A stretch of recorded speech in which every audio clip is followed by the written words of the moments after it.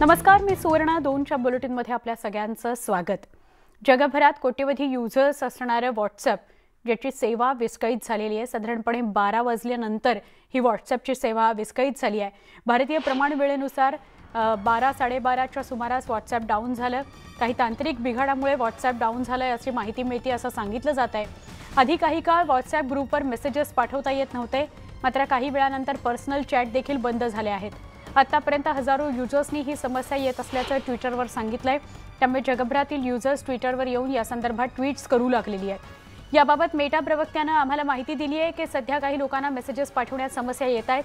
Company शक्य तितक्या लवकर सेवा रिस्टोअर करण्याकरता काम करते आहे. सायबर तज्ञ प्रशांत माळी यांच्याशी आम्ही या संदर्भात संवाद साधला. त्यांनी काय माहिती दिली ऐकूयात.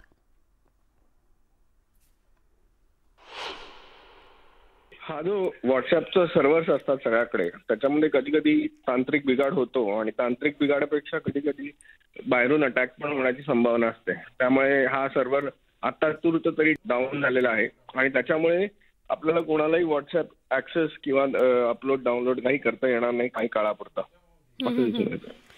पण किती वेळापासून व्हॉट्सअपचा सर्व्हर डाऊन आहे असं कळतंय अशी माहिती मिळाली आहे आणि युजर्सना याचा फटका बसतोय. काही कळत नव्हतं आधी की का व्हॉट्सअप सुरू नाहीये. या सगळ्याविषयी काही अधिक सांगू शकाल? व्हॉट्सअपचे जे पेड धारक आहेत म्हणजे जे पैसे देऊन ही सेवा घेतात त्यांना नक्कीच नामुष्की होईल. आणि दिवाळीच्या काळात जेव्हा शॉपिंग चाललेलं आहे तेव्हा व्हॉट्सअप पेमेंट्स पण लोक व्हॉट्सअपवरनं पेमेंट पण करतात. त्याला UPI ID पण अटॅच असतं. तर हे सगळंच जे दळणवळणाचं साधन झालेलं आहे व्हॉट्सअप, त्याचा मोठा फटका भारतीय बिझनेसांना आणि लोकांना विशेषतः जेव्हा आता दिवाळीचा सण चालू आहे तेव्हा मोठ्यापणे होऊ शकतो असं मला वाटतंय.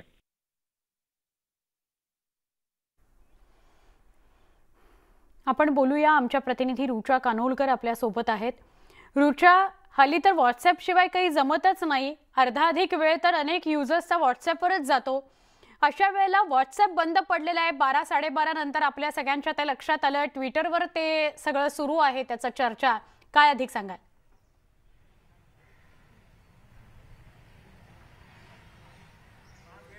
खरं तर व्हॉट्सॲपवर आजकाल सगळेच डिपेंड असतात, कारण कम्युनिकेशनसाठी संपर्कासाठी सगळ्यात महत्त्वाचं असं हे ॲप्लिकेशन मानलं जातं. आणि मोठ्या संख्येत युजर्स याबद्दल इतर सोशल प्लॅटफॉर्म्सवर अपडेट करतात. ट्विटर असेल किंवा फेसबुक असेल त्यावर हॅशटॅग व्हॉट्सॲप डाऊन असं हॅशटॅग ट्रेंड होतं आहे. आणि आता दिवाळीचा काळ आहे त्यामुळे अनेक जण शुभेच्छा देत आहेत किंवा एकमेकांना कॉल्स करतायत, भेटीगाठी करतायत.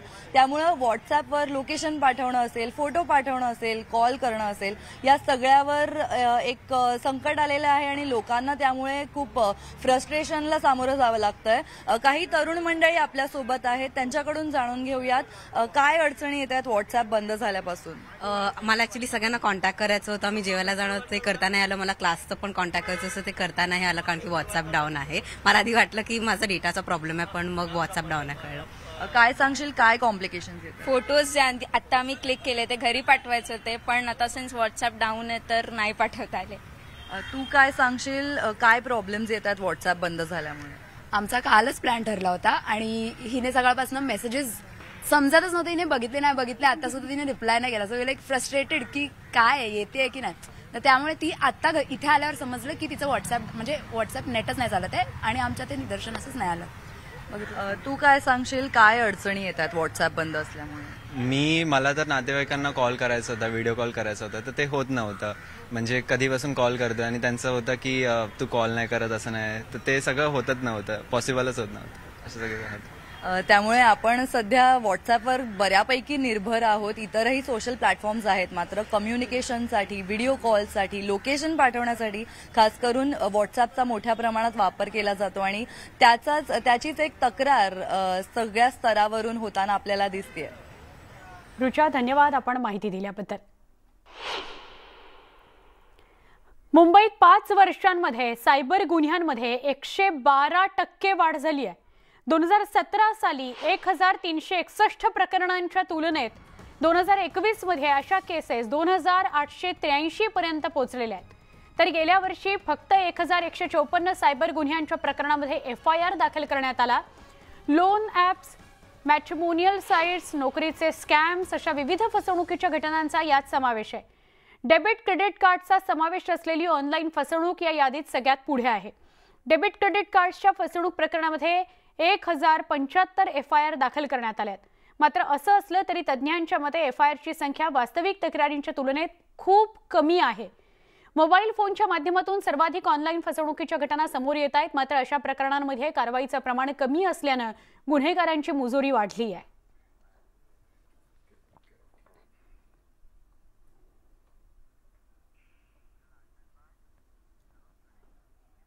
गडचिरोलीतल्या जवानांसोबत मुख्यमंत्री दिवाळी साजरी करणार आहेत. यावेळी नागपुरात मुख्यमंत्री शिंदे दाखल झालेले आहेत. नक्षलवादी चळवळ मोडून काढायची असून मनोबल वाढवण्याकरता आपण जवानांसोबत दिवाळी साजरी करतोय असं मुख्यमंत्री एकनाथ शिंदे म्हणाले. तर समृद्धी मार्गाचा नागपूर ते शिर्डी हा पहिला टप्पा नोव्हेंबरमध्येच सुरू करणार असल्याचं त्यांनी सांगितलं. दिवाळीनंतर राज्यपालांची भेट घेऊन सरकार बरखास्त करण्याची नाना पटोलेंची मागणी हास्यास्पद आहे असं ते म्हणाले. अतिवृष्टीमुळे नुकसान झालेल्या शेतकऱ्यांना सरकार वाऱ्यावर सोडणार नाही असं शिंदे यांनी नमूद केलं.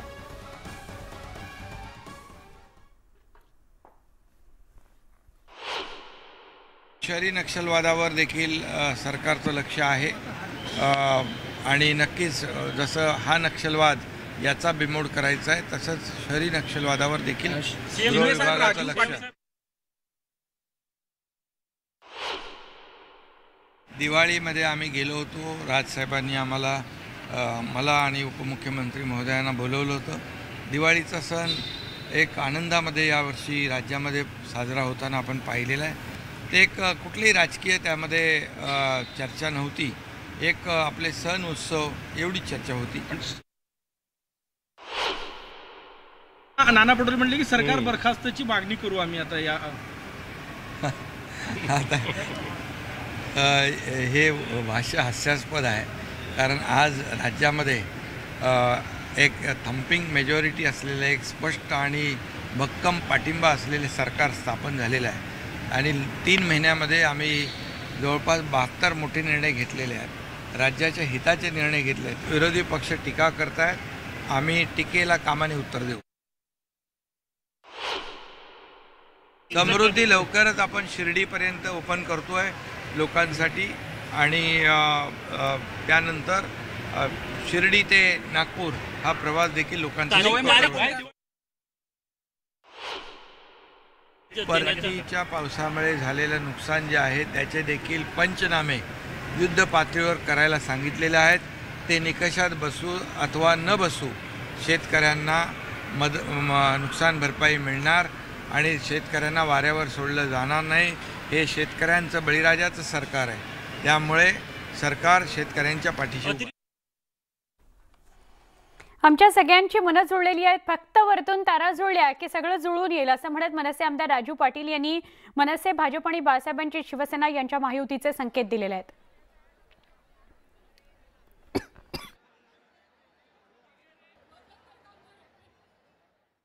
युती करायची नाही करायची तो सर्वस्वी निर्णय मान्य राजसाहेबांचा आहे. त्यांनी आम्हाला आदेश दिलेले आहेत की स्वतंत्र लढायचं आहे आपल्याला. आता आम्ही ती तयारी करतोय. ती आमची तयारी नेहमी असते.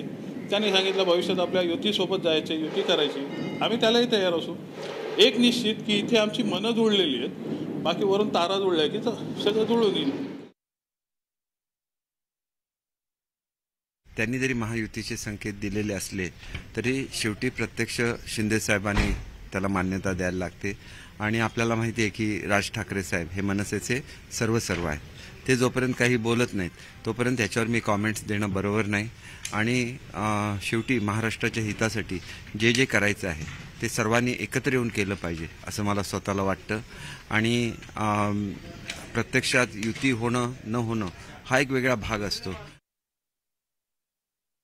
मन जुळू दे, शरीर जुळू दे, नाही तर अजून काय जुळू दे. तुमच्या पक्षांची जुळली असेल.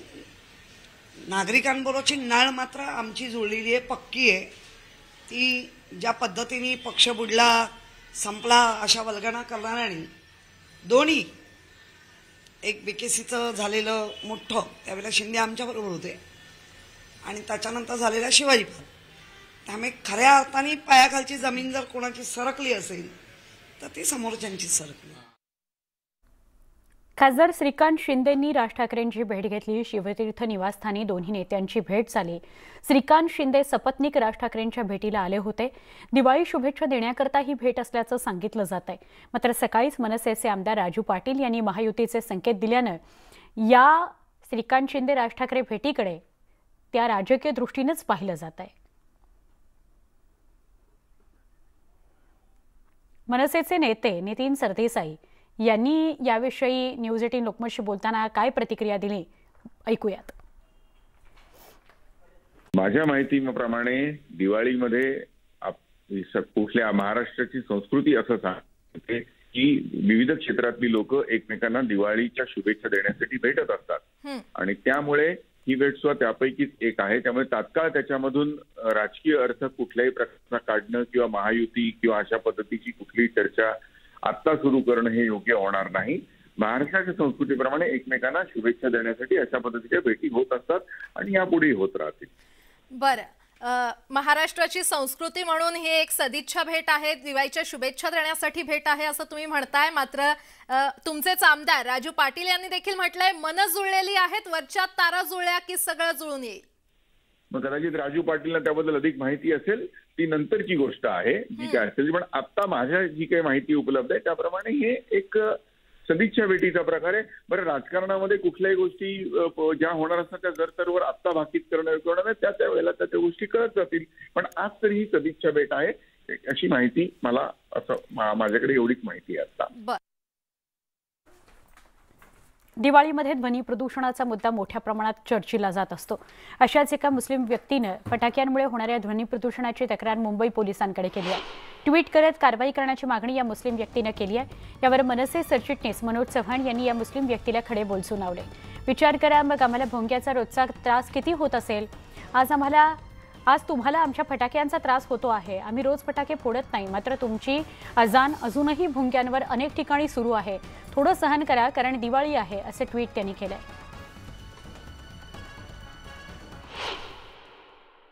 दिवाळीत वाजवण्यात येणारे फटाके आणि मशिदीवरील भोंगे या मुद्द्याला धरून मनसे आता आक्रमक झालेले आहे. मनसेचे सरचिटणीस मनोज चव्हाण यांनी काही प्रश्न जे आहेत हे उपस्थित केलेले आहेत. आपल्या सोबत मनसेचे सरचिटणीस मनोज चव्हाण आहेत. मनोजजी, खरं तर तुम्ही आज एक ट्विट केलेला आहात की थोडं सहन करा, दिवाळी आहे, आणि एक इशारा सुद्धा जो आहे तो तुम्ही ट्विटच्या माध्यमातून दिला. नाही, वास्तविक पाहता सकाळी तो ट्विट बघितला आणि तो मी ऍक्च्युली नीट बघितला.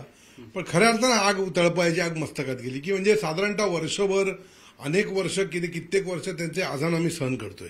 आणि दिवाळी हा आमचा काही दररोजचा सण हे नाही, 4 दिवस वर्षात येतात. तो दिवाळी देखील सण आम्ही साजरा करायचा नाही. त्याला फटायचा जर ह्यांना त्रास होत असेल तर ह्यांचा आजान किंवा ह्यांचे जे सकाळी पहाटे होतात त्याला तो त्रास होत नाही का आम्हाला. एक प्रश्न विचारता यालाच धरून अनेक असे फोटोज तुम्ही ट्विट केलेला आहात ज्याला मुंबई पोलिसांना टॅग करण्यात आलं होतं आणि मुंबई पोलिसांचा रिप्लायही त्वरित आलेला आहे. याकडे कसं बघताय? नाही, मला अशा माझं मुंबई पोलिसांना नम्र विनंती की अशा या कंप्लेंटला एंटरटेन करू नका. कारण असं जर असेल तर निश्चितपणे ज्याच्यावर जी कंप्लेंट होईल मनसे त्याच्या पाठीशी पूर्णपणे ताकदीनिशी उभी राहील, एवढं मात्र नक्की. आणि माझं आपल्या माध्यमातून मुख्यमंत्री आणखी उपमुख्यमंत्र्यांना देखील हेच मागणं आहे किंवा ही नम्र विनंती आहे की अशा पद्धतीचं यांना काही खत पाणी घालू नका तुम्ही.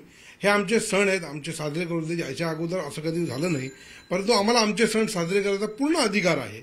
आणि जो 2 किंवा 3-4 दिवसच असतो. काल दिवाळी पहाट होती, त्यामुळे सगळेच जण पहाटे उठून आपला सण साजरा करत होते.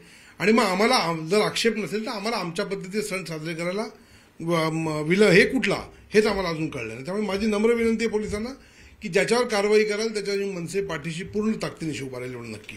येणाऱ्या काळात मशिदीवरील भोंगे आणि दिवाळीत वाजवण्यात येणारे फटाके यावरून मनसे पुन्हा एकदा संघर्ष करण्याची चिन्ह जी आहेत ही मनसेकडनं दिसत आहेत. Video journalist Ganesh Vishal Patil, news 18 Lokmat, Mumbai.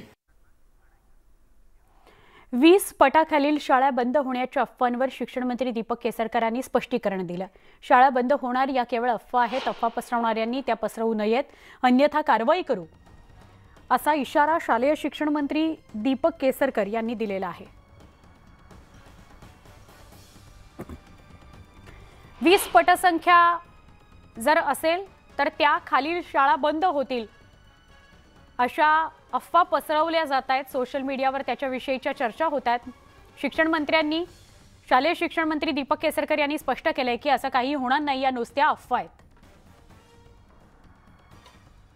आमचे प्रतिनिधी ज्ञानेश्वर चाळके यांच्याशी बोलूया. ज्ञानेश्वर, महत्त्वाचा विषय नेमकं या शाळांसंदर्भात काय म्हणाले केसरकर? 20 पटाच्या आतली शाळा बंद होणार अशा पद्धतीचे एक वातावरण महाराष्ट्रामध्ये तयार झालं होतं आणि त्याला अनुषंगाने अनेक ठिकाणी आंदोलनं झाली होती. पालकांनी सुद्धा विरोध केला होता आणि शिक्षकांनी सुद्धा या भूमिकेला विरोध केला होता. मात्र अशा कोणत्याही पद्धतीचा आदेश सरकारने घेतलेला नाही, केवळ याचा आढावा आम्ही घेण्याचा प्रयत्न केला होता अशा पद्धतीचं स्पष्टीकरण शालेय शिक्षण मंत्री दीपक केसरकर यांनी आज कोल्हापुरात माध्यमांशी बोलताना दिलेलं आहे.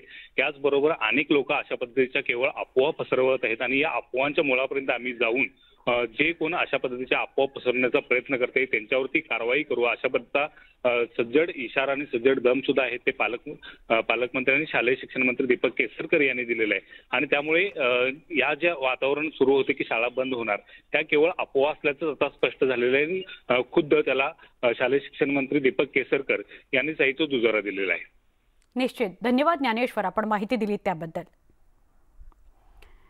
शिक्षण मंत्री दीपक केसरकर यांनी प्रतिक्रिया दिली की 20 पटसंख्येखालील शाळा बंद होणार नाहीयेत, अफवा पसरवू नका. असं काहीही होणार नाही की 20 पटसंख्या असलेल्या किंवा 20 पटसंख्येखाली असलेले जे शाळा आहेत, विद्यार्थी आहेत, वर्ग आहेत, त्या शाळा बंद होतील असं काही होणार नाही असं दीपक केसरकर यांनी स्पष्ट केलेलं आहे. शालेय शिक्षण मंत्री दीपक केसरकर यांनी अशा सगळ्या चर्चांना पूर्णविराम दिलाय असं आपल्याला म्हणावं लागेल. शाळा बंद होण्याच्या केवळ अफवा आहेत.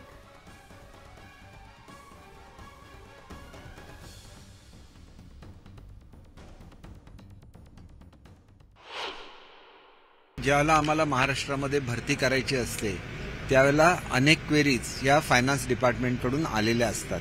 अशी क्वेरी जर डिपार्टमेंटने खाली पाठवली चौकशी करण्यासाठी तर त्याचा अर्थ निर्णय झाला असं बिलकुल होत नाही. असा निर्णय अद्याप झालेला नाही आहे. केवळ अफवांच्या आधारावर वेगवेगळ्या ठिकाणी SMS पाठवले जात आहेत, आंदोलन करण्याची भाषा बोलली जाते, हे अत्यंत चुकीचं आहे. निर्णय घेण्याचे अधिकार हे पूर्णपणे शासनाचे असतात, परंतु निर्णय झालाच नाही तर मग अशा प्रकार करणं हे चुकीचं आहे असं मला स्वतः वाटतं. औरंगाबादमध्ये तरुणांच्या टोळक्याकडून एकमेकांच्या अंगावर फेकून फटाके फोडण्याचा व्हिडिओ समोर आला. जिल्ह्यातील खामगाव इथं मुलांच्या 3 वेगवेगळ्या गटांमध्ये हा फटाकेबाजीचा स्टंट सुरू होता. फटाके फोडणारे तरुण एकमेकांच्या अंगावर फटाके फेकताना पाहायला मिळाले. फटाके पेटवून ते एकमेकांच्या अंगावर फेकले जात होते. कोणीही यात भाजलेलं नाही, कुठला मोठा अनर्थ घडलेला नाही, मात्र काहीही होऊ शकलं असतं. ही स्टंटबाजी नेमकी कशासाठी असा प्रश्न नक्कीच उपस्थित होतो.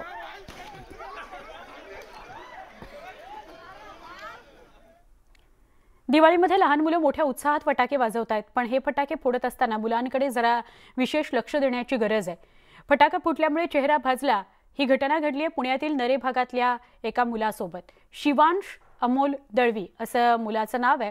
काल रात्री 10 वाजता ही घटना घडली आहे. जखमी मुलाची प्रकृती सध्या ठीक आहे, पण इतर मुलांनी काळजी घ्या असं जखमी मुलाच्या नातेवाईकांकडून आवाहन केलं जात आहे. काल पाऊस हा फटाका फोडताना त्या फटाका अचानक फुटला, त्यामुळे त्याला ही गंभीर दुखापत झालेली आहे. बाकीच्या मुलांनी फटाके फोडताना काळजी घ्यावी, ही अशी गंभीर दुखापत होऊ नये यासाठी. उल्हासनगरमधील एक हुल्लडबाज मुलगा फटाके थेट नागरिकांच्या घरात फोडत होता असा व्हिडिओ व्हायरल झालाय. घरांमध्ये फटाके फोडून दहशत माजवण्याचा प्रयत्न या हुल्लडबाजाकडून सुरू होता. पोलिसांनी या प्रकरणात गुन्हा दाखल केलाय. मुलाचा शोध घेतला तर हा हुल्लडबाज अल्पवयीन आहे असं समोर आलंय. पोलिसांनी त्याचा पत्ता शोधला, ते त्याच्या घरी पोहोचले. मात्र हा मुलगा सध्या फरार आहे. पोलीस त्याचा शोध घेत आहेत.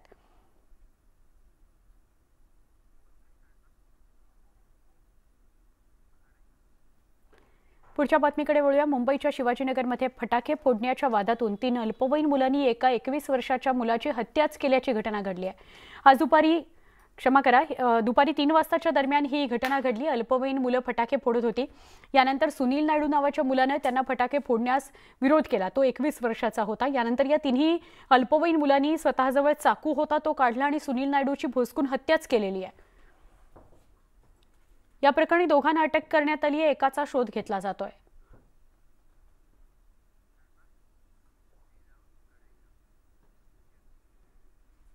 गुजरातच्या बडोद्यामध्ये फटाके फोडण्यावरून 2 गटात तुफान राडा झालाय. यावरून बडोद्याच्या पाणीगेट इथं काल रात्री दगडफेकीची घटना घडली. पोलिसांनी तातडीनं घटनास्थळ गाठत कारवाई केली, परिस्थितीवर नियंत्रण मिळवलं. यावेळी काही ठिकाणी जाळपोळ झाल्याचीही माहिती आहे. दरम्यान पोलिसांकडून सीसीटीव्ही तपासले जात असून प्रत्यक्षदर्शींची चौकशी सुरू असल्याची माहिती पोलिसांनी दिली.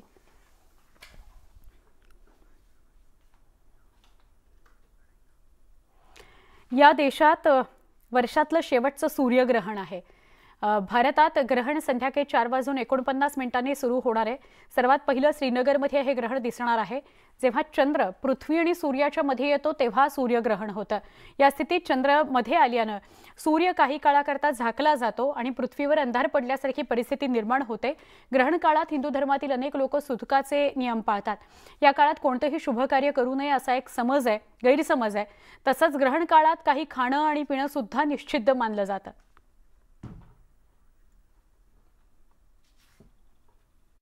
हे जे आजचं खंडग्रास सूर्यग्रहण आहे ते संध्याकाळी 4:49 सुरू होणार आहे. ग्रहण मध्य संध्याकाळी 5:43 आहे. त्यावेळी 36% सूर्यबिंब हे चंद्रबिंबामुळे झाकलं जाणार आहे आणि ग्रहणातच सूर्यास्त होणार आहे संध्याकाळी 6:08. अर्थात हे ग्रहण खूप महत्त्वाचं आहे. या वर्षातील अखेरचं आहे. दिवाळी अमावस्येला होणार आहे आणि सूर्यास्ताच्या वेळी होणार आहे. सूर्यग्रहण असल्यामुळे देशभरातील मंदिरं बंद ठेवण्यात आली आहेत. मुंबईतील सिद्धिविनायक मंदिर, केदारनाथ आणि बद्रीनाथ यासह सगळी प्रमुख मंदिरं वेगवेगळ्या शहरांमधली बंद आहेत. मंदिरात ग्रहण काळात भाविकांना दर्शनाला परवानगी नसणार आहे. सिद्धिविनायक मंदिरामध्ये संध्याकाळी 4:30 ते संध्याकाळी 6:30 वाजेपर्यंत गाभाऱ्यात भाविकांना प्रवेश नसेल. यावेळी सिद्धिविनायकाला जलाभिषेक करण्यात येणार आहे.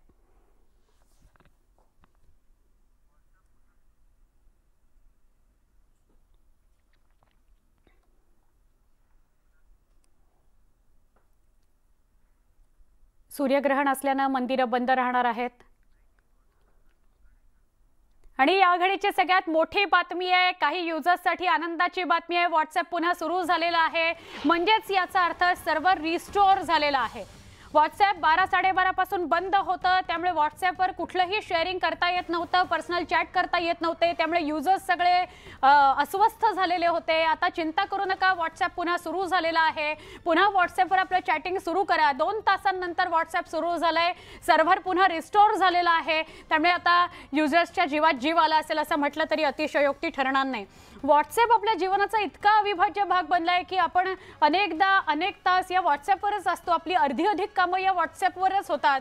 तर आता व्हॉट्सअप पुन्हा सुरू झालेलं आहे. साधारणपणे 12-12:30 पासून व्हॉट्सअप बंद होतं, सर्व्हर डाऊन झालंय असं सांगितलं जात होतं. आता सर्व्हर पुन्हा सुरू झालेलं आहे. त्यामुळे व्हॉट्सअप सुरू झालेलं आहे. व्हॉट्सअपवर आता मेसेजेस जाऊ लागलेले आहेत. समजा जर 12-12:30च्या दरम्यान आपण कोणाला मेसेज पाठवला असेल तर तो पोचलेला नव्हता. आता जर तुम्ही तुमचं व्हॉट्सअप ओपन करून बघितलं तर व्हॉट्सअपवर तो मेसेज पोचलेला असेल संबंधित व्यक्तीला. फार महत्त्वाची ही बातमी आहे ही याकरता कारण हजारो लाखो युजर्स आपली अधिक कामं कम्युनिकेशनसाठी सगळ्यात जास्त वापर जर होत असेल तर व्हॉट्सअपचा होतो. आणि त्यामुळे व्हॉट्सअप बंद आहे म्हटल्यावर लगेच तिकडे ट्विटरवर खळबळ माजायला लागली. चॅटवर चॅट, ट्विटवर ट्विट पडायला लागले. आता मात्र तब्बल 2 तासांनंतर व्हॉट्सअप सुरू झालेला आहे.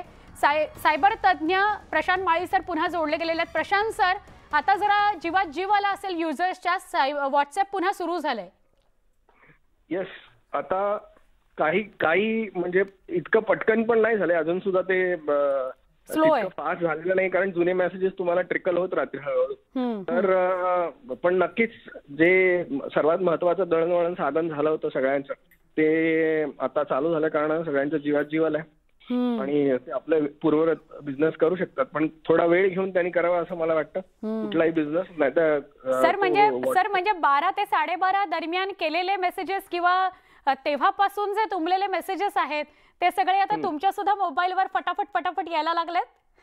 हो, माझ्या सुद्धा यावे लागलेत आणि म्हणून तो हँग पण होऊ लागलाय. आणि ते जे काही पेमेंट अडकले असतील व्हॉट्सअप पेमेंट करताना सुद्धा आता शंका निराशा होणं गरजेचं आहे. सर म्हणजेच सर्व्हर डाऊन झालं होतं ते पुन्हा रिस्टोर केल्यावर एक साधारण जेवढा कालावधी रिस्टोरला लागतो त्यानंतर व्हॉट्सअप सुरू झालंय असं म्हणता येईल. सर्व्हर डाऊन होता का नाही की नाही ते अजून ते DNS राउटिंग वगैरेचा एरर असं म्हणतायत. पण ते सर्व्हर डाऊनमुळे झालं होतं की नाही ते कालांतराने आपल्याला कळेल तेव्हा त्याच्यावर फोरेन्सिक्स होईल आणि त्याचा डिटेल रिपोर्ट बाहेर येईल किंवा जर थर्ड पार्टीला ऑडिट करू दिलं तर तिकडनं आपल्याला डेफिनेटली कळेल की कशामुळे हे झालं होतं. निश्चित. प्रशांत सर, पण आपली एक सूचना फार महत्त्वाची आहे की लगेचच अगदी व्हॉट्सअपवर चॅट करायला सुरुवात करू नका, नाहीतर हँग होईल. तर थोडा कालावधी जाऊ द्या. धन्यवाद सर, तुम्ही सविस्तर बोललात त्याबद्दल. तर 2-2.5 तासांनंतर व्हॉट्सअप सुरू झालेलं आहे, त्यामुळे युजर्सच्या जीवात जीव आलेला आहे. पुन्हा व्हॉट्सअपवर चॅट तुम्ही सुरू करू शकता, पण जरा आस्ते कदम जा, असं प्रशांत माळी सर आपल्याला सांगत होते. कारण जर आत्ताच काही क्षणापूर्वी व्हॉट्सअप सुरू झालं असेल आणि तुम्ही लगेचच चॅट करायला आणि मेसेजेस करायला सुरुवात केलीत तर मात्र व्हॉट्सअप हँग होऊ शकतं आणि त्यामुळे तुम्ही जरा आस्ते कदम जा, असं प्रशांत माळी सर सांगतात. पण तब्बल 2-2.5 तासांनंतर व्हॉट्सअप अखेर सुरू झालेला आहे.